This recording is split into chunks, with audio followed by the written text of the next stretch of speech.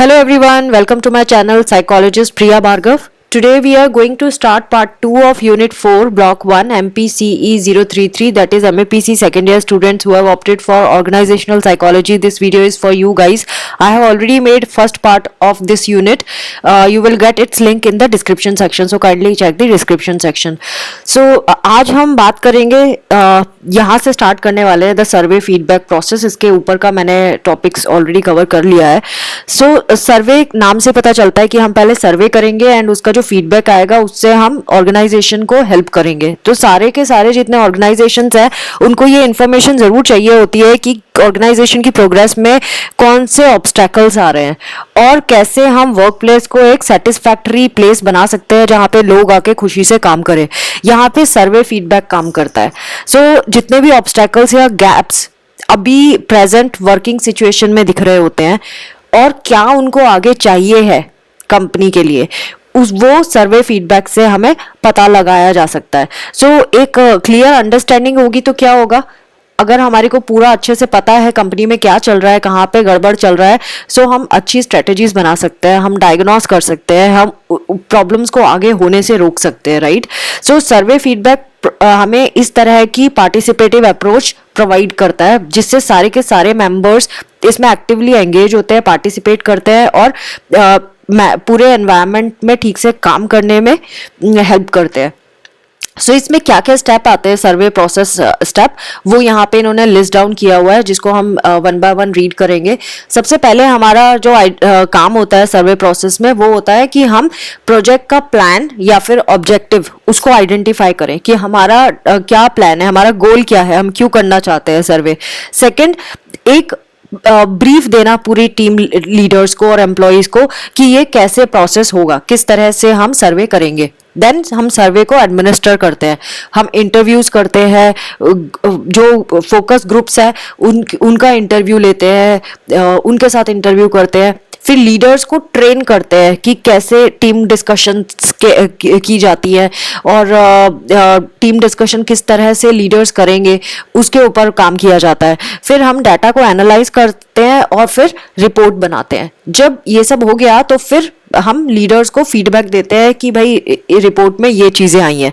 जब हमने फीडबैक दे दिया तो टीम लीडर जो हैं वो फीडबैक के ऊपर एक्शन प्लान तैयार करते हैं, मीटिंग्स कंडक्ट करते हैं और जो लीडर्स हैं वो रिपोर्ट को आगे प्रोग्रेस के लिए सीनियर मैनेजमेंट को भेज देते हैं, रिजल्ट्स को सीनियर मैनेजमेंट को भेज देंगे. उसके बाद फिर पूरा फॉलोअप होता है सीनियर लीडरशिप के साथ कि भाई कैसे हम अकाउंटेबिलिटी लेंगे जो भी हो रहा है उसकी, एंड देन आगे कैसे प्रोग्रेस करेंगे ऑर्गेनाइजेशन में. ये सारी चीजें इस सर्वे प्रोसेस के अंदर आती हैं. तो आइडेंटिफिकेशन से लेके आउटपुट तक.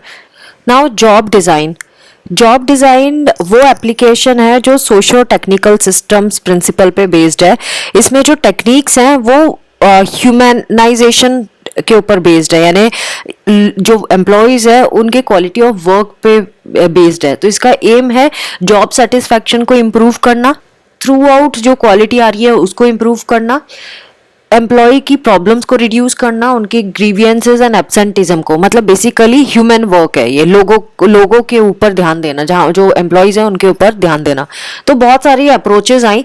पहली अप्रोच थी इंजीनियरिंग अप्रोच. इंजीनियरिंग अप्रोच जो थी उसको प्रपोज किया था FW टेलर एट एल ने और वो टास्क आइडिया पे बेस्ड थी, यानी कि वर्क जो है वो साइंटिफिकली स्टडी किया जाएगा कि क्या वर्क है एंड फिर उसके लिए पूरा काम को अच्छे से समझाया जाएगा वर्कर को कि कैसे एफिशिएंटली इसको करना है. एम्प्लॉयज जो है उसको उसमें ट्रेन किया जाएगा उस वर्क पे. जब उसको समझा दिया उसको ट्रेनिंग दी जाएगी एंड देन जो भी वो काम करके देगा उसके बदले उसको रिवार्ड दिया जाएगा, कंपेंसेशन दिया जाएगा उसकी परफॉर्मेंस के बेसिस पे. इसीलिए इसको इंजीनियरिंग अप्रोच कहते हैं. उसके नाम से ही पता चल रहा है इंजीनियरिंग अप्रोच का क्या मतलब है. एक इंजीनियर्ड कोई प्रोसेस है जिसको बार बार फॉलो किया जाएगा, मतलब एक ही पूरा एक सीक्वेंस से काम होता रहे. जैसे कोई वॉशिंग मशीन का आप ले लो एग्जांपल. वॉशिंग मशीन में कपड़े डाले और सारे प्रोसेसेस चलते हैं, उसके बाद फिर उसका आउटपुट निकलता है. तो वो इस तरह से है. सो इससे ऑर्गेनाइजेशनल परफॉर्मेंस की तरफ इम्प्रूवमेंट तो होगा क्योंकि एक पूरे प्रोसेस से काम चल रहा है. जो बिहेवियरल साइंटिस्ट हैं उसमें उन्होंने ये बोला कि आपने एम्प्लॉयज को ट्रेन तो कर दिया और वो एक रेगुलर काम कर रहे हैं, एक के बाद एक सारे स्टेप्स को फॉलो कर रहे हैं, लेकिन कुछ प्रॉब्लम्स भी आने लगी इसमें इंजीनियरिंग अप्रोच में। क्या प्रॉब्लम्स थी वो यहाँ से शुरू होती है। यहाँ पे अगर आप देखें तो प्रिंटिंग मिस्टेक है, ये प्रॉब्लम की जो हेडिंग थी प्रॉब्लम इंजीनियरिंग अप्रोच को, उसको भी इन्होंने नंबर 1 डाल दिया है। ऐसा यहाँ नंबर 1 नहीं आएगा, नंबर 1 यहाँ से आएगा जहाँ से रिपीटिशन लिखा है। तो पहली जो प्रॉब्लम वॉकर एंड गेस्ट ने इंडिकेट की वो थी रिपीटिशन। बार बार एम्प्लॉय सेम काम करते थे तो वो बोर हो गए थे, उनके पास कोई चैलेंज नहीं था, कुछ नया नहीं था, कुछ इंप्रूव करने के लिए नहीं था जॉब में। Second, mechanical pacing. अब वो एक ही पेस से काम करते रहते थे, उनको कभी कभी तो ब्रेक लेने का भी मौका नहीं मिलता था, और सिंपली अगर वो कहीं डाइवर्ट भी करेंगे अपनी अटेंशन तो किसी और काम पे डाइवर्ट करेंगे, और कोई एस्पेक्ट काम का है उस पर डाइवर्ट करेंगे, और कुछ और नहीं कर पाएंगे, या किसी और एम्प्लॉय से कुछ काम है उस पर कर पाएंगे, लेकिन उनको एक स्पीड मेंटेन करनी पड़ेगी। No end product. अगेन उनका एंथुसियाज्म रहता नहीं था क्योंकि उनको पता ही नहीं था कि आउटपुट क्या निकलेगा, रिजल्ट क्या निकलेगा। उनको बस एक काम करना है लेकिन उसका रिजल्ट उनको नहीं पता, तो कितना डिसअपॉइंटिंग है। तो एंथुसियाज्म उनके काम में रहता नहीं था। Then little social interaction. अब वो जब काम करने आते थे तो सारे बाकी एम्प्लॉयज भी काम करने आते थे। एक तो स्पीड पे काम करना है, सेम काम करना है, एक दूसरे पर ध्यान नहीं देने का टाइम है। तो जब इन लोगों का आपस में इंटरेक्शन होता ही नहीं था तो ये एक दूसरे को जानते भी नहीं थे कैजुअली किसी के बारे में। सो उनको कोई एक दूसरे के लिए सेंटिमेंट्स नहीं डेवलप हुए, एक दूसरे पे बिलीफ नहीं है कि कोई किसी से मतलब अनजाने से हैं सारे इतने सालों तक काम करते करते। तो ये सोशल इंटरेक्शन भी लिटिल है इसमें। No inputs. अब उनको कोई चांस नहीं थी कि वो दूसरे मेथड से किसी काम को परफॉर्म करें। उनको जो काम सिखाया है, एक मेथड सिखाया है, उसी से उनको बार बार करना है। तो जो टूल्स यूज हो रहे हैं उसमें या प्रोसीजर यूज हो रहा है उसी को फॉलो करना है। तो ये 5 प्रॉब्लम्स हैं इसमें। इन्होंने 6 नंबर तक डाल दिया लेकिन हेडिंग को भी इन्होंने काउंट किया इसीलिए। सो इस इंजीनियरिंग मेथड में यही दिखाई दिया कि जॉब में इंटरेस्ट कम हो गया क्योंकि उनके पास इंप्रूव करने के लिए कुछ था ही नहीं। Next approach is human relations approach. इसको एक चीज इसमें बहुत इंपॉर्टेंट ध्यान रखने वाली है कि इन्होंने नीड सेटिस्फेक्शन के बारे में बात की है। यहाँ पे जो जॉब डिज़ाइन है वो इस तरह की होनी चाहिए, इतनी इंटरेस्टिंग होनी चाहिए कि वर्कर अपनी खुशी से वहाँ आके काम करे। तो हर्ट्सबर्ग्स ने रिसर्च की थी एक, जो बहुत ज़्यादा पॉपुलर हो गई थी क्योंकि उन्होंने नीड सेटिस्फेक्शन के ऊपर बात की थी। उन्होंने जिसको उन्होंने जॉब एनरिचमेंट का नाम भी दिया था। सो हर्ट्सबर्ग के अकॉर्डिंग 2 टाइप के फैक्टर होते हैं जो इम्पोर्टेंट होते हैं जॉब डिज़ाइन में। पहला होता है मोटिवेटर्स जैसे कि achievement, recognition, work, responsibility, advancement, growth, ये वाले सारे मोटिवेटर्स होते हैं। और दूसरा होता है हाइजीन फैक्टर, जिसकी वजह से, हाइजीन की वजह से एम्प्लॉय कंटिन्यू करेगा काम या ऑर्गेनाइजेशन में आता रहेगा काम करने। और हाइजीन फैक्टर्स क्या क्या हो गए, जैसे वर्किंग कंडीशन हो गई, ऑर्गेनाइजेशन की जो पॉलिसीज हैं, इंटरपर्सनल रिलेशंस हो गए, पे, जॉब सिक्योरिटी, ये वाली चीजें। तो जो बेसिक चीजें हैं कंपनी में होनी ही चाहिए वो हाइजीन फैक्टर्स है। और मोटिवेटर्स हो गए जैसे रिकॉग्निशन, अचीवमेंट वगैरह। सो हर्ट्सबर्ग कहते हैं कि जो एम्प्लॉई है वो हो सकता है कि अगर आप उसको हाइजीन फैक्टर प्रोवाइड करते हो तो वो काम करने तो आएगा लेकिन वो सेटिस्फाइड ना हो, क्योंकि आप मेंटेनेंस फैक्टर से उसको सेटिस्फाई तो नहीं कर सकते हो, राइट। तो एम्प्लॉय को सेटिस्फाई करने के लिए आपको मोटिवेटर्स डालने पड़ेंगे जॉब में, ये उन्होंने अपने स्टेटमेंट में कहा था। सो जरूरी नहीं है कि मेंटेनेंस फैक्टर मतलब इसी को ही बोल रहे हैं, हाइजीन फैक्टर को इन्होंने मेंटेनेंस फैक्टर के नाम दिया है। सो कंफ्यूज मत होना। सो ये हर्ट्सबर्ग की थ्योरी थी। द जॉब कैरेक्टरिस्टिक्स अप्रोच, ये अप्रोच हैकमैन एंड ओल्डहम ने दी थी। इन्होंने बोला कि कोई भी एम्प्लॉय तभी हार्ड वर्क करेगा जब उसको रिवार्डेड होगा, वो मतलब जो भी काम कर रहा है उसके बदले उसको कोई रिवार्ड मिलता है, या इसके अलावा उसके वर्क में उसको सेटिस्फेक्शन मिलता है। सो अगर इन तीनों को मिला दिया जाए तो मोटिवेशन, सेटिस्फैक्शन एंड परफॉर्मेंस, ये जॉब डिज़ाइन में इंटीग्रेटेड होना बहुत ज़रूरी है। सो इस अप्रोच के अकॉर्डिंगली जॉब को हम 5 कोर जॉब डायमेंशंस में डिस्क्राइब कर सकते हैं। जैसे number 1 is skill variety. Worker को अगर जॉब में वैरायटी ऑफ एक्टिविटीज़ मिले, टैलेंट शो करने का मौका मिले, स्किल्स शो करने का मौका मिले, तो वो उस काम को सक्सेसफुली कंप्लीट करता है जो भी काम में काम दिया जाता है। सो ये बहुत ज़रूरी है। Second is task identity. Employee को पता होना चाहिए कि वो क्या काम कर रहा है, स्टार्ट से लेके फिनिश तक उसको टास्क के बारे में कंप्लीट नॉलेज होना जरूरी है। उसको ऐसा नहीं कि एक जॉब का एक पोर्शन बोल दिया करने के लिए एंड बाकी उसको पता ही नहीं है कि जॉब का डायरेक्शन क्या है, कहाँ पे आउटपुट क्या निकलेगा और इनपुट क्या है। सो अगर वो बीच का काम करेगा तो उसको इंटरेस्ट नहीं आएगा, इसीलिए स्टार्ट से लेके फिनिश तक उसको टास्क के बारे में पता होना चाहिए। टास्क सिग्निफिकेंस, उस जॉब की कितनी इम्पोर्टेंस है, वो दूसरों की लाइफ में क्या इम्पैक्ट छोड़ेगा, वर्क प्लेस पे भी और वर्क प्लेस के बाहर भी। अगर ये पता होता है तो भी एम्प्लॉय मन लगाकर अच्छे से डेडिकेटेडली वर्क करता है। ऑटोनॉमी, अगर एम्प्लॉय को हम फ्रीडम दे दें कि वो अपने हिसाब से, ऑटोनॉमी, ऑटोनॉमी में वर्कर को अगर फ्रीडम दे दी जाए कि उसको किस तरह से प्लान करना है चीज़ें, किस तरह से शेड्यूल करना है, कौन से मेथड्स यूज़ करना है, ये सब अपने आप से वो अगर यूज़ करने की फ्रीडम हो जाए तो वो मन लगा के काम करता है और डेडिकेटेडली वर्क करता है। फीडबैक, अगर उसको जॉब का आउटपुट क्या निकला, उसने कैसा परफॉर्म किया, इसके बारे में उसको क्लैरिटी हो तो वो और डेडिकेटेडली वर्क करता है। सो जो वर्क है वो साइकोलॉजिकली इम्पैक्ट करता है एम्प्लॉयज को। तो ये जो पहले 3 डायमेंशंस है वो बहुत मीनिंगफुल होते हैं, skill variety, then task identity and task significance, ये तीनों इंपॉर्टेंट है। बाकी ये जो ऑटोनॉमी है ये डिटरमाइन करता है कि वर्कर कितने रेस्पॉन्सिबली उस वर्क को करेगा, कितना रेस्पॉन्सिबल फील करता है उस वर्क के बारे में, और फीडबैक अलाउ करता है ये फील करने के लिए कि वो कितना सेटिस्फाइड है अपने वर्क को लेके, कितना ढंग से उसने काम किया है।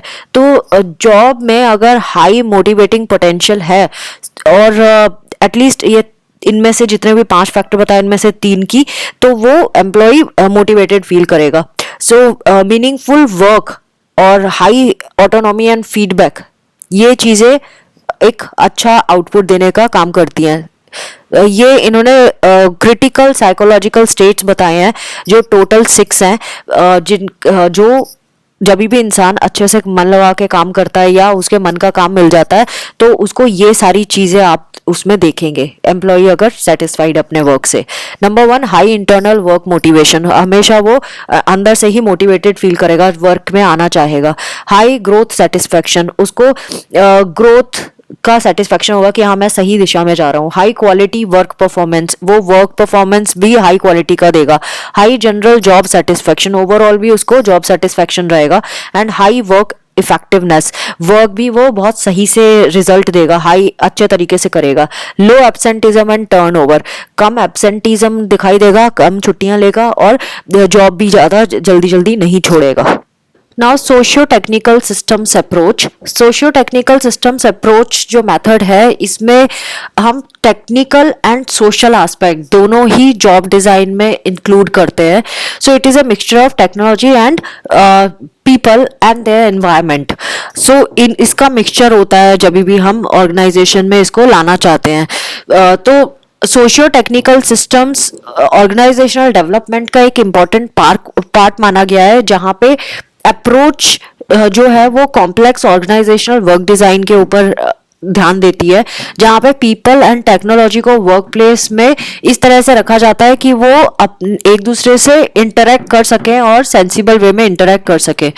इसमें कुछ इन्होंने गाइडलाइंस दी है जो जॉब डिज़ाइन में बहुत इम्पोर्टेंट है। जैसे कि जब भी जॉब के बारे में हम सोचते हैं तो जॉब में डिमांडिंग तो होना ही चाहिए जॉब, और एंड्योरेंस के अलावा जो ज़रूरी है सोशियो टेक्निकल अप्रोच के अकॉर्डिंगली वो ये चीज़ें हैं। एम्प्लॉय जो है वो उस जॉब को करे और जॉब से कुछ सीखे भी, एम्प्लॉय को कुछ मिले सीखने के लिए। पहला point, employees need to be able to learn on the job and to go on learning, learn तो करे और साथ में आगे भी सीखता जाए। Second, employees need some minimum area of decision making, कुछ ऐसा एरिया होना चाहिए जहां वो खुद डिसाइड कर सके, अपने खुद के स्टेप्स ले सके, खुद decisive. Employees need some minimal degree of social support and recognition at the work place, उसको सोशल सपोर्ट भी मिलना चाहिए एंड रिकॉग्निशन रिकॉग्निशन भी मिलना चाहिए वर्क प्लेस पे कम से कम. Then employees need to be able to relate what they do and what they produce to their social life. So उनको ये भी ऐसा महसूस होना चाहिए कि वो जॉब से उनको कुछ मिल रहा है, वो कुछ प्रोड्यूस कर रहे हैं अपनी सोशल लाइफ के लिए भी. Now we are going to understand participative management. ये भी एक तरह का मैनेजमेंट है जिसको हम कंसल्टेटिव मैनेजमेंट के नाम से भी जानते हैं. यहाँ पे हर एक लेवल पे जो एम्प्लॉयज है ऑर्गेनाइजेशन में काम कर रहे हैं उनका भी कंट्रीब्यूशन इम्पोर्टेंस रखता है. उनके भी आइडियाज को लिया जाता है, कंपनीज उसको लेती है, आइडेंटिफाई करती है उनके क्या आइडियाज हैं और किस तरह से ऑर्गेनाइजेशन के गोल को सेट किया जा सकता है उनके आइडियाज से. प्रॉब्लम सॉल्विंग में एम्प्लॉयज को इन्वॉल्व किया जाता है, उनके डिसीजंस को कंसीडर किया जाता है डायरेक्टली, सो दैट ऑर्गेनाइजेशन जो है वो आगे डेवलपमेंट कर सके अपना. तो पार्टिसिपेटिव जो मैनेजमेंट है इसको पार्टिसिपेटरी मैनेजमेंट भी कहते हैं. इसमें एम्प्लॉयज डिसीजन मेकिंग में तो है ही है, साथ में जितने भी स्टेक होल्डर्स होते हैं उनको भी एनकरेज किया जाता है हर एक लेवल के कि वो ऑर्गेनाइजेशन में प्रॉब्लम को एनालाइज करने में हेल्प करें, उसकी स्ट्रेटजीज क्या है उसको डेवलप करने में हेल्प करें, कोई सॉल्यूशंस है तो उसको कैसे इम्प्लीमेंट किया जाए उस पर हेल्प करें. सो डिसीजन मेकिंग प्रोसेस जब भी फर्म का होता है तो उसमें बहुत सारे स्टेप्स भी इन्वॉल्व होते हैं. तो हर एक स्टेप में हर एक एम्प्लॉई को जितने भी लेवल पे एम्प्लॉयज हैं उन सबको इन्वॉल्व किया जाता है, सो दैट एम्प्लॉई अपने आप को उस ऑर्गेनाइजेशन का पार्ट समझने लग जाता है. सो गोल सेटिंग हो गया, वर्क शेड्यूल हो गया, देन कोई सजेशंस देने हैं. सो जब भी इस तरह की चीज़ें आएंगी मैनेजमेंट से रिलेटेड, पार्टिसिपेटिव मैनेजमेंट में स्पेसिफिकली, तो उसमें एम्प्लॉयज रेस्पॉन्सिबल समझता है खुद को, एक रेस्पॉन्सिबिलिटी लेता है ऑर्गेनाइजेशन की तरफ. एक सेल्फ मैनेज टीम बनाई जाती है, क्वालिटी सर्कल्स डेवलप किए जाते हैं, quality of work life committee बनाई जाती है, देन सर्वे फीडबैक भी दिया जाता है इस तरह के मैनेजमेंट में. सो इस तरह के मैनेजमेंट में जो भी आइडिया एम्प्लॉय दे रहा है उसको लिया जाता है और एम्प्लॉय के सजेशन को कंसीडर किया जाता है और रेस्पेक्ट भी दिया जाता है उस चीज़ को. ऐसा नहीं कि बस सुन लिया और टाल दिया, ऐसा नहीं करते हैं, रेस्पेक्ट देते हैं, उसको वैल्यू करते हैं. सो ज़्यादा जो एक्सटेंसिव पार्टिसिपेटिव मैनेजमेंट होता है उसमें डायरेक्ट एम्प्लॉय ओनरशिप भी देखी गई है कंपनी में. सो 4 प्रोसेसेस हैं जो इन्फ्लुएंस करते हैं पार्टिसिपेशन. वो कौन कौन से प्रोसेसेस हैं जिसकी वजह से एम्प्लॉयज ऑर्गेनाइजेशन में पार्टिसिपेट करना चाहता है, हर एक लेवल पे पार्टिसिपेट करना चाहता है. Number 1, information sharing. एम्प्लॉय को अगर इस लूप में रखा जाए कि कंपनी का स्टेटस, इकोनॉमिक स्टेटस अगर एम्प्लॉय को बताया जाए तो एम्प्लॉय कंसर्न्ड होता है उस चीज़ के बारे में. देन ट्रेनिंग, अगर एम्प्लॉय की स्किल्स डेवलप हुई जा रही है, उसको ऑफर किए जा रहे हैं ऐसी अपॉर्चुनिटी जिससे उसको नई स्किल्स लर्न करने को मिल रही हैं, वो डिसीजन इफेक्टिवली ले पा रहा है ऑर्गेनाइजेशन के लिए एज अ होल, तो वो ट्रेनिंग वाला सेक्शन है. तो इस केस में भी एम्प्लॉय अपने आप को ऑर्गेनाइजेशन का पार्ट समझेगा. देन एम्प्लॉय डिसीजन मेकिंग, ये बहुत तरीके से हो सकता है, जैसे कि वर्क शेड्यूल को डिटरमाइन करना, बजट को डिसाइड करना, बाकी प्रोसेसेस को डिसाइड करना, हर एक में डिसीजन मेकिंग का काम है. सो एम्प्लॉयज अगर डिसीजन मेकिंग में इन्वॉल्व हो रहे हैं तो भी वो अपने आप को ऑर्गेनाइजेशन का पार्ट समझेंगे. देन रिवार्ड डिपेंड करता है उसकी परफॉर्मेंस पे, उसके सजेशंस पे, उसके आइडियाज पे. तो ये वाली चीजें एम्प्लॉय को एंगेज करती हैं ऑर्गेनाइजेशन के साथ. सो इस तरह का जब पार्टिसिपेशन होता है एम्प्लॉयज का तो उसको हम पार्टिसिपेटिव मैनेजमेंट कहते हैं. Now coming to benefits of participative management, since ये बहुत सारा दिया है इस टॉपिक पे, सो ये टॉपिक इंपॉर्टेंट है, इससे एग्जाम में आ सकता है, तो इसको अच्छे से करना. What is participative management and what are its benefits. तो बेनिफिट्स क्या हो रहे हैं, हमने एम्प्लॉयज को जब इसमें डिसीजन मेकिंग में डाला है, उनका कोऑपरेशन हम मांग रहे हैं हर एक स्टेप में, उनको एज अ पार्ट अगर ऑर्गेनाइजेशन का मान रहे हैं, तो एम्प्लॉय को कैसा फील होना चाहिए? ऑफकोर्स मोटिवेटेड फील होंगे, है ना, उनको प्राइड फील होगा कि हम ऑर्गेनाइजेशन का पार्ट हैं, अपनी प्रोडक्टिविटी वो इम्प्रूव करेंगे towards the goal of the organisation. Employee को ऐसा फील होगा कि वो हाँ, इस जो भी हमारे कंपनी का गोल है उसमें उसका हम पार्ट है. उनका सेल्फ एस्टीम बढ़ेगा, वो और क्रिएटिवली अपने थॉट प्रोसेस को हाईलाइट करेंगे, ज़्यादा सोचेंगे उसके बारे में और क्रिएटिवली सोचेंगे, सो दैट वो और ज़्यादा कोऑपरेट कर सके. रिगार्डिंग मैनेजर्स को रिसेप्टिव होना पड़ेगा एम्प्लॉयज़ की तरफ. उनको कोई कोई भी अगर चेंजेस इफेक्टिवली डालने हैं पार्टिसिपेटिव मैनेजमेंट स्टाइल में, तो उनको एम्प्लॉयज को अच्छे से डील करना पड़ेगा, उनको इन्फॉर्म करना होगा कि क्या क्या चीजें हो रही हैं आगे, सो दैट जो एम्प्लॉय है वो पोटेंशियल चेंजेस के लिए रेडी रहे, जो आगे कोई भी चेंज आएगा उसके लिए वो अवेयर रहे। तो हर एक इवेंट के लिए एम्प्लॉयज को इन्फॉर्म करना होगा। ऑर्गेनाइजेशन ये भी कर सकता है कि ऐसे एरियाज को आइडेंटिफाई करे, स्पेसिफिकली ऑर्गेनाइजेशन में मैनेजर्स आइडेंटिफाई करे ऐसे एरियाज जो कंसर्न के हैं, एंड देन एम्प्लॉयज से उनसे सॉल्यूशंस पूछे। तो organisation has to be proactive mode में रहना पड़ेगा, ना ही रिएक्टिव मोड में। देन पार्टिसिपेशन जब भी एम्प्लॉयज का होता है तो वो ऑर्गेनाइजेशन का एक वाइडर व्यू समझ पाता है, उसको पता चलता है ऑर्गेनाइजेशन की इनकम क्या है, ऑर्गेनाइजेशन किस डायरेक्शन में जा रहा है, कहाँ गलतियां कर रहा है, कहाँ पे सही जा रहा है। सो इसमें एम्प्लॉयज को ट्रेनिंग करना, उनको उनकी डेवलपमेंट अपॉर्चुनिटीज बढ़ाना, उनको इन्फॉर्म करना एम्प्लॉयज को क्या क्या चीज़ें चल रही हैं, और कंसेप्चुअल स्किल्स उनमें डेवलप करना, ये एक इफेक्टिव मैनेजर का काम होता है। और इस तरह से करना कि वो आगे जाके टॉप एग्जीक्यूटिव लेवल तक पहुंच सके। इससे एम्प्लॉयज का कमिटमेंट ऑर्गेनाइजेशन के तरफ बढ़ जाता है, वो डिसीजन ले पाते हैं अपने ऑर्गेनाइजेशन के लिए। नाउ इसमें दो पॉइंट दिए हैं, क्रिएटिविटी एंड इनोवेशन। क्रिएटिविटी और इनोवेशन जो है ये इंपॉर्टेंट बेनिफिट्स हैं जो पार्टिसिपेटिव मैनेजमेंट में आपको देखने के लिए मिलेंगे।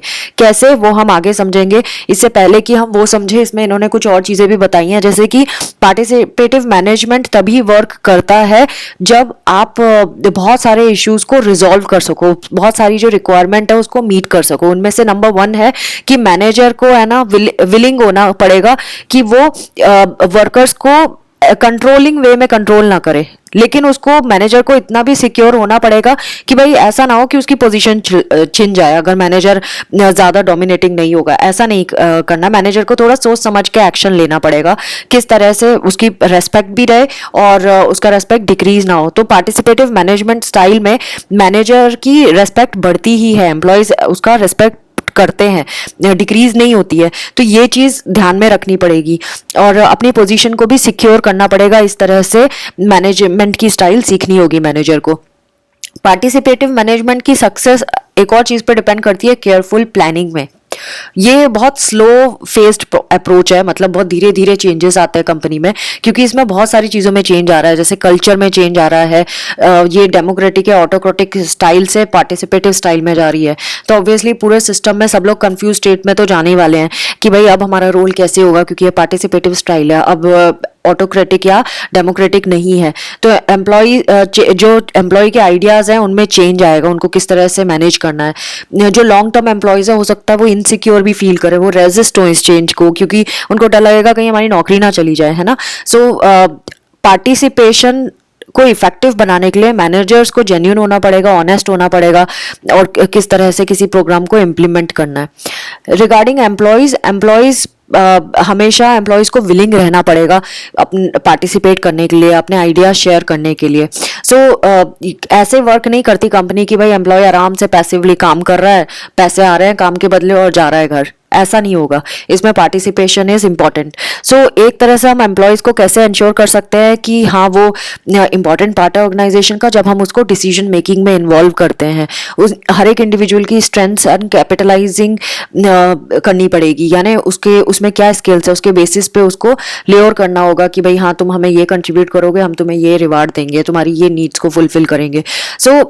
और एम्प्लॉयज का जब भी उसको गाइड किया जाएगा कि वो किस तरह के नॉलेजेबल है वो और किस तरह से वो ऑर्गेनाइजेशन को हेल्प कर सकता है, और मैनेजर इंश्योर करे कि भाई हाँ तुम अगर ऐसे करोगे तो तुम्हारे को सक्सेस मिल सकती है, तुम इस फील्ड में आगे बढ़ सकते हो, तो वो ऑफ कोर्स पार्टिसिपेट करेगा।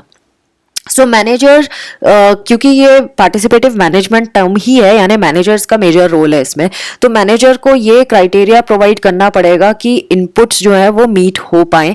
और अगर किसी एम्प्लॉय का कोई आइडिया है जो आप नहीं ले रहे हो, तो आपको बताना पड़ेगा एम्प्लॉयज को कि भाई हम तुम्हारा ये आइडिया नहीं ले पाएंगे because of XYZ reason, may be it is not feasible, या ये बहुत एक्सपेंसिव है कंपनी के लिए, जो भी आइडिया दिया है या लिया है।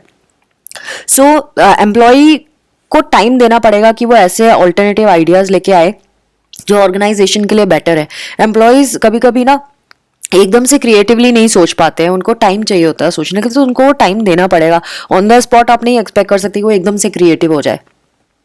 ना लास्ट बट नॉट लीस्ट इस वाले टॉपिक का कि जो एम्प्लॉयज़ जब ये देखते हैं कि भाई फाइनल डिसीजन लिया गया है और एम्प्लॉयज़ को बताया गया है कि फाइनल डिसीजन ये था और इस डिसीजन को हम इम्प्लीमेंट कर रहे हैं, तो उसको एक इंटीग्रेशन की फीलिंग आती है कि हाँ मैं एक पार्ट हूँ ऑर्गेनाइजेशन का।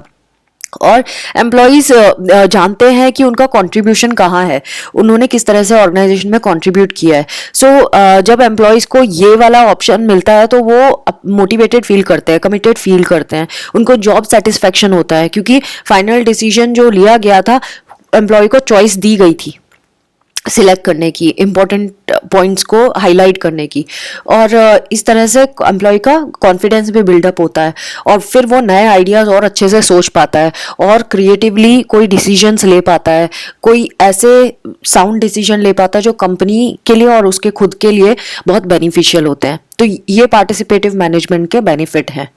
Now, next topic is second order change in organizational development. Second order change जो है ये एक deeper change है जिसकी वजह से leaders में frustration आ सकती है, जो उसके leader के followers हैं वो threatened हो सकते हैं। ऐसा इन्होंने ये टर्मिनोलॉजीज यूज की गई हैं इसमें। क्यों? क्योंकि जब भी सेकेंड ऑर्डर चेंज आता है तो बहुत सारे शेयर्ड अजम्पशंस जो होते हैं वो चैलेंज्ड हो जाते हैं, ऑर्गेनाइजेशन का डिसइंटीग्रेशन हो जाता है क्योंकि नए तरीके से ऑर्गेनाइजेशन बनाया जाता है, सोशल सिस्टम को रीफ्रेम करना पड़ जाता है। और ये सारी चीज़ें जब होती हैं सब, क्योंकि सबके रोल चेंज हो रहे हैं, हर एक लेवल में चीज़ें चेंज हो रही हैं, तो इसमें एम्बिग्विटी आती है, कंफ्यूजन क्रिएट होने लगता है, डिसकंटिन्यूटी देखने के लिए मिलती है, लोगों में फ्रस्ट्रेशन, एंजाइटी, कंफ्यूजन, ये वाली चीज़ें, पैरानोइया, सिनिसिज्म, एंगर, डिसफंक्शन, ये सारी चीज़ें देखने के लिए मिलेगी क्योंकि बहुत लेवल तक इस चेंज आता है। तो सेकेंड ऑर्डर चेंज जो है ये कल्चर, जो एग्जिस्टिंग कल्चर है उसको चैलेंज कर देता है, पर्पसेस को बदल देता है, ऑर्गेनाइजेशनल पैराडिग्म को चेंज कर देता है। सो इसीलिए हिलैरी ने ये स्टेटमेंट दिया था कि change calls into question the status quo and disturbs the alignment among organisational attributes. तो जो ऑर्गेनाइजेशन के एट्रीब्यूट हैं वो सारे डिस्टर्ब हो जाते हैं, उनका अलाइनमेंट डिस्टर्ब हो जाता है और जो अभी प्रेजेंट स्टेटस है उसको क्वेश्चन करने लगता है चेंज। सो ये जो चैलेंजेस हैं जो सेकेंड ऑर्डर में आते हैं उसकी वजह से एट्रीब्यूट में तो चेंज आ रहा है, इंटीग्रेशन में भी चेंज आ रहा है, रिलेशनशिप्स जो हैं वो डिसइंटीग्रेट होने लग जाती हैं, जो इस पूरे को हम ट्रांसफॉर्मेशन भी कह सकते हैं। और एक रिन्यूड ऑर्गेनाइजेशन बनता है जब ये ट्रांसफॉर्मेशन के थ्रू ऑर्गेनाइजेशन जाता है। तो आज की डेट में जो प्रैक्टिशनर्स हैं और जो रिसर्चर्स हैं वो बहुत अटेंशन पे कर रहे हैं जो भी इमर्जिंग कॉन्सेप्ट्स हैं उसके ऊपर, इंटरवेंशंस के ऊपर, और जो एरियाज ऑफ एप्लीकेशंस चल रही है जैसे टेक्नोलॉजी चेंज हो रहा है, ये वाली चीज़ें इन पर बहुत फोकस कर रहे हैं क्योंकि यही कारण है कि second generation second order change organisation development में देखने के लिए मिलेगा। सो प्रैक्टिशनर्स एंड रिसर्चर्स जो हैं ये इस पे ज़्यादा अटेंशन पे कर रहे हैं, इमर्जिंग कंसेप्ट्स कौन से हैं, इंटरवेंशंस क्या है और एरियाज ऑफ एप्लीकेशंस क्या क्या है, जैसे टेक्नोलॉजिकल चेंज एंड ऑल, उसको हम सेकंड जनरेशन या second order change in organisation development के नाम से भी जानते हैं। Last topic of today's video is organizational development interventions. So हमने organizational development तो पढ़ा, अब interventions कैसे करते हैं उसके बारे में करेंगे। तो ये वो टेक्निक्स है जो organization development professionals, coaches या mentors क्रिएट करते हैं सो दैट ऑर्गेनाइजेशन की प्रॉब्लम को सॉल्व किया जा सके जो ऑर्गेनाइजेशन को आगे बढ़ने से रोक रहा है। तो इसमें बहुत सारी एक्टिविटीज इन्वॉल्व हैं, एक्शंस इन्वॉल्व हैं, इवेंट्स इन्वॉल्व हैं जो ऑर्गेनाइजेशन में इंप्रूवमेंट लाएंगी उसकी परफॉर्मेंस में, उसकी इफेक्टिवनेस में। तो इंटरवेंशन डिजाइन या फिर इसका जो एक्शन प्लान है वो कैसे बनता है? एक्शन प्लान तभी बन सकता है जब हमने प्रॉब्लम को डायग्नोस किया है। प्रॉब्लम को डायग्नोस करने के लिए हमें ये पता होना पड़ेगा कि कौन से पर्टिकुलर एरिया में ऑर्गेनाइजेशन के फंक्शनिंग में इश्यूज आ रहे हैं। जब हमने वो डायग्नोस किया तभी हम एक्शन प्लान बना सकते हैं। तो 3 मेजर क्राइटेरिया इन्होंने बताए हैं जो इफेक्टिव इंटरवेंशन के लिए जरूरी होते हैं। Number 1, extend to which it fits the needs of the organisation. पहले तो हमें ये देखना पड़ेगा जो हमने इंटरवेंशन प्लान किए हैं क्या वो ऑर्गेनाइजेशन में फिट हो रहे हैं, ऑर्गेनाइजेशन की नीड में फिट हो रहे हैं। दूसरा, degree to which it is based on causal knowledge of the intended outcome. क्या हमें मालूम है कारण क्या है ऑर्गेनाइजेशन में जिसकी वजह से प्रॉब्लम आ रही है। जब हमें मालूम होगा तभी हम आउटकम के बारे में सोच सकते हैं कि ये करने से, ये इंटरवेंशन लगाने से ये आउटकम मिलेगा और यही आउटकम मिसिंग है। ऐसे ही थर्ड है, extend to which it transfer change management competence to organisation members. क्या वो कंपिटेंस लेवल इंप्रूव करेगा क्या इंटरवेंशन ऑर्गेनाइजेशन में, मैनेजमेंट लेवल का चेंज मैनेजमेंट कंपिटेंस को इंप्रूव करेगा कि नहीं करेगा और किस लेवल तक करेगा इंटरवेंशन। नाउ ये कुछ type of organisation development intervention की बात की है। ये सारे के सारे नहीं कंपनी में लगाए जाते हैं, इनमें से जिनकी रिक्वायरमेंट है वो लगाए जाते हैं, जैसे कि sensitivity training, survey feedback, development discussion, goal setting and planning, team building and management objective, managerial grid, job enrichment, participative management, quality circles, then process consultation intervention, intergroup team building intervention, third party peace making interventions, structural interventions. ये सारे तरह तरह के interventions हैं और ये जितने भी इंटरवेंशंस हैं जैसे कि मैंने बताया वो ऑर्गेनाइजेशन की नीड पे डिपेंड करता है। जैसे इन्होंने सर्वे फीडबैक के बारे में बताया, सर्वे फीडबैक इंटरवेंशन क्योंकि हम पहले भी पढ़ चुके हैं तो ये ईजी होगा समझने के लिए कि ये होता क्या है। तो हम क्या करते हैं, डाटा को कलेक्ट करते हैं, उसमें से इंफॉर्मेशन लेते हैं एंड मैनेजर्स को बताते हैं कि इस डाटा से हमें ये इन्फॉर्मेशन मिली है और वो जो इन्फॉर्मेशन होती है वो किसके ऊपर होती है कि किस तरह इसका एटीट्यूड है कंपनी में, एम्प्लॉयज में, किस तरह का स्ट्रक्चर है ऑर्गेनाइजेशन में, वर्किंग कंडीशंस क्या है। इस सर्वे में ये सारी चीजें इंक्लूड होती है। तो मैनेजर जो होते हैं वो एनालाइज करते हैं उस डाटा को, हर एक एम्प्लॉय की, और फिर अप्रोप्रिएट एक्शन लेते हैं। एनालाइज करते हैं कि प्रॉब्लम कहाँ एग्जिस्ट कर रही है, क्यों ये एम्प्लॉय में इशू है या क्यों इस पर्टिकुलर टीम में इशू है। इवेल्युएट करने के बाद उस रिजल्ट को फिर से चेक करते हैं कि हमने जब प्रॉब्लम को आइडेंटिफाई कर दिया, एनालाइज कर दिया, कुछ ट्रेनिंग प्रोग्राम भी दे दिए, उसके बाद भी अगर इशू आ रहा है तो अब क्या कर सकते हैं, प्रॉब्लम को कैसे करेक्ट किया जा सकता है। ये हो गया सर्वे फीडबैक का। फिर देन कंसल्टेंट जब भी मिलते हैं ना ऑर्गेनाइजेशन के डिपार्टमेंट से, तो वो सारे डिपार्टमेंट से मिलते हैं, सारे टीम के लोगों से मिलेंगे, ऑब्जर्व करेंगे कि वो किस तरह से इंटरेक्ट करते हैं, उनकी स्किल का लेवल क्या है, किस तरह का उनका वर्क प्रोफाइल है। देन एक गोल सेट किया जाता है, वो बहुत इंपॉर्टेंट है, तभी ऑर्गेनाइजेशन की प्रॉफिटेबिलिटी के बारे में सोचा जा सकता है। नाउ मैनेजेरियल ग्रिड के बारे में और बताया। मैनेजेरियल ग्रिड इंटरवेंशन क्या होता है। मैनेजेरियल ग्रिड इंटरवेंशन आइडेंटिफाई करता है मैनेजमेंट का बिहेवियर डिफरेंट तरीके से। वो क्लोजली देखता है कि प्रोडक्शन ओरिएंटेड फैक्टर्स कौन कौन से हैं, एम्प्लॉय ओरिएंटेड फैक्टर्स कौन कौन से हैं। मतलब ये जो दो तरह के फैक्टर्स है, प्रोडक्शन ओरिएंटेड है, एम्प्लॉय ओरिएंटेड, इन फैक्टर्स को आइडेंटिफाई करता है मैनेजेरियल ग्रिड।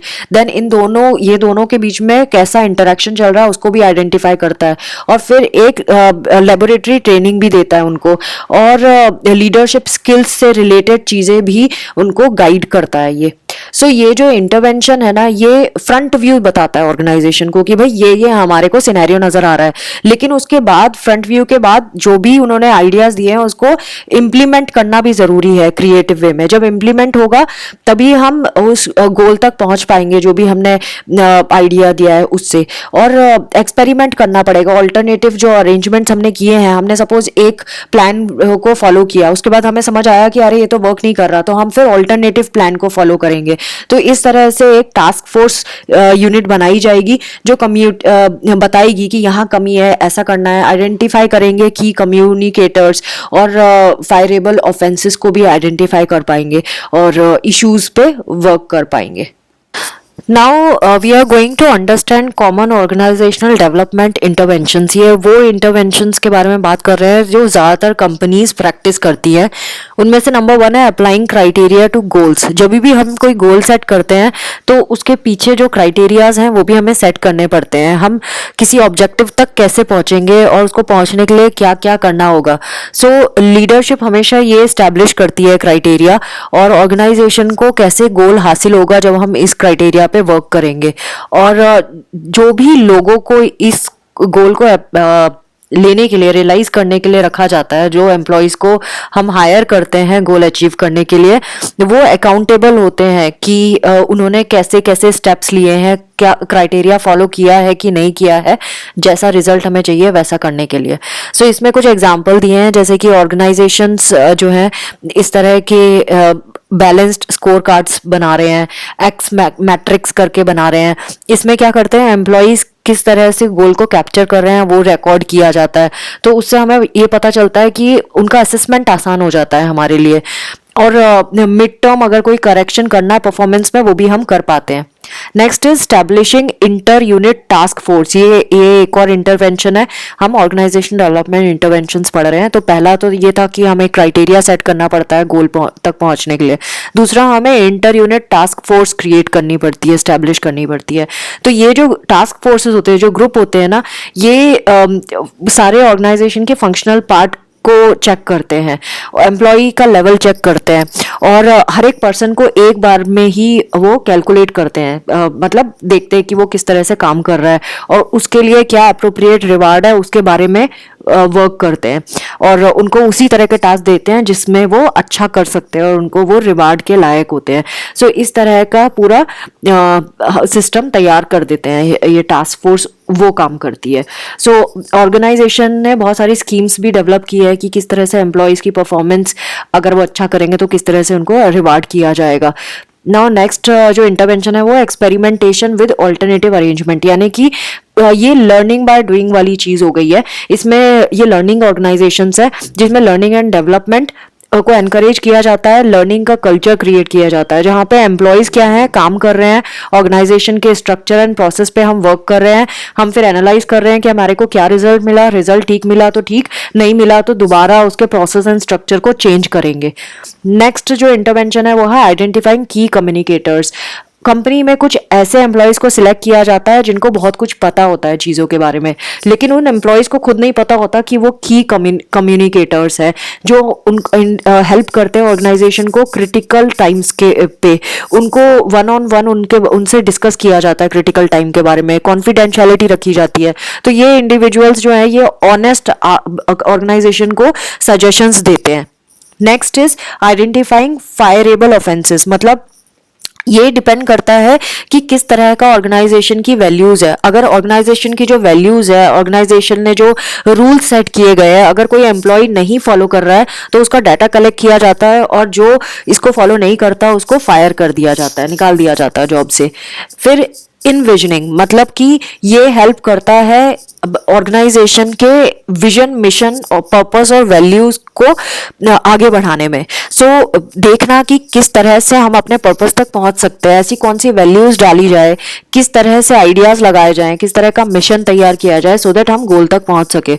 सो इस तरह से और ये कैसे किया जाता है, ट्रेनिंग से, गोल सेटिंग करके, सर्वे फीडबैक से और कम्युनिकेशन प्लानिंग से की जाती है। Next is team building. Team बनाई जाती है और ये कई तरीके से होता है। हम इंटरव्यू करते हैं, प्री वर्क करते हैं, 1-to-1 एक्सरसाइजेस करते हैं, उससे हमारे को पता चल जाता है कि कौन कौन किस टीम में आएगा और कौन किसके साथ अच्छे से वर्क कर सकता है। Then inter group problem solving, पहले इंडिविजुअली हर एक ग्रुप के साथ बैठ के उनके गोल्स और उनके इश्यूज सुने जाते हैं और फिर इनको आपस में बिठा के निगोशिएट किया जाता है कॉमन गोल्स एंड चीज़ों को देखते हुए। तो ये आईटी कंपनीज में ज़्यादा देखने को मिलता है। इसमें एग्जाम्पल्स भी अगर आपको और डिटेल में करना है तो सेल्फ स्टडी तो करनी पड़ेगी, ये जस्ट अ रिविजन है। मैनेजमेंट और लीडरशिप ट्रेनिंग, किसी भी ऑर्गेनाइजेशन को अगर सक्सेसफुल होना है तो उसके लीडर्स को एक वेल ट्रेंड होना पड़ेगा। तो इसीलिए उसको एंश्योर करने के लिए ऐसे कुछ प्रैक्टिकल्स करवाए जा रहे हैं, कुछ सिचुएशंस है जिसमें अटेंशन देने की ज़रूरत है, उस पे वर्क किया जा रहा है। देन किस तरह की ट्रेनिंग की ज़रूरत है वो दी जा रही है, सो दैट जो भी एम्प्लॉयज़ हैं, जितने भी मैनेजर्स हैं, वो पार्टिसिपेटिवली उसमें ऑर्गेनाइजेशन के डेवलपमेंट में हेल्प करें। तो एक पार्टिसिपेटिव इंटरवेंशन हो गया ये। सेटिंग अप मेजरमेंट सिस्टम, कुछ मेजरमेंट सिस्टम जैसे सिक्स सिग्मा, TQM, ये वाले अप्लाई किए जाते हैं सो दैट ऑर्गेनाइजेशन में किस तरह की परफॉर्मेंस चल रही है, कौन से टूल्स एंड टेक्निक्स यूज किए जा रहे हैं, किस तरह से लीडर्स को इसमें असिस्ट किया जा सकता है टूल्स टेक्निक्स को यूज करने के लिए, ये वाले इसके ऊपर काम किया जाता है। कौन से मेथड्स यूज किए जा रहे हैं, कौन से ऐसे मॉनिटर्स यूज किए जा रहे हैं जो ऑर्गेनाइजेशन की सक्सेस को चेक करते हैं, ये सारी चीजें इसमें की जाती हैं। Then last topic of today's video is total quality management. Total quality management एक typically company wide है effort है जिसमें हम ये देखते हैं कि किस तरह का climate है employees का, continuously कैसे उनकी ability को improve किया जा सकता है, कैसे ऐसे employees रखे जाएं जो instantly जैसे ही demand आई वैसे ही वो service कर सकते हैं, उसको जल्दी से अपनी एबिलिटी को यूज करके हमें गोल्स तक पहुंचने में हेल्प कर सकते हैं और ऑर्गेनाइजेशन की वैल्यूज को भी फॉलो करते हैं। तो ये टोटल क्वालिटी मैनेजमेंट के अंदर आता है, आप इसको डिटेल में भी पढ़ सकते हैं। तो friends, this was all about part 2 of unit 4 block 1 MPCE 033। I hope आपको ये वीडियो समझ आएगा and self reading is must, so do subscribe to my channel, press the notification bell and share my videos with rest of the students. Thanks for watching. Take care of yourself. Bye bye.